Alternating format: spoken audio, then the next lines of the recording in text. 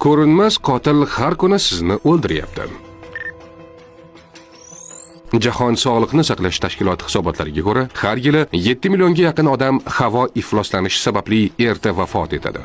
Havo ifloslanishi umrni 5 yildan 10 yilgacha qisqartirishi mumkin. Havodagi yashirin xavf: og'ir metallar asab tizimini ishdan chiqaradi, immunitetni zaiflashtiradi. Kanserogen moddalar o'pka va jigar saratoni xavfini oshiradi. Uglerod oksidlari yurak xuruji va insult xavfini oshiradi. Chang o'pka kasalliklari va allergiyalarni kuchaytiradi.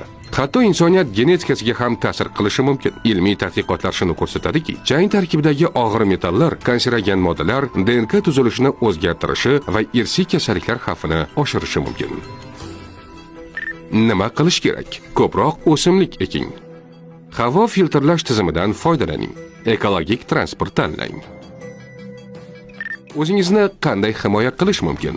Ko'p suyuqlik iching, zararli chang zarralari chiqib ketsin. Kuniga yarim yoki 1 stakan qatiq ichish havo ifloslanishidan organizmni himoya qilishga yordam beradi.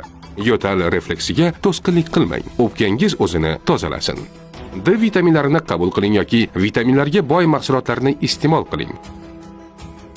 Tadqiqotlar shuni ko'rsatadiki, B vitaminlari havo ifloslanishiga qarshi himoya xususiyatlariga ega.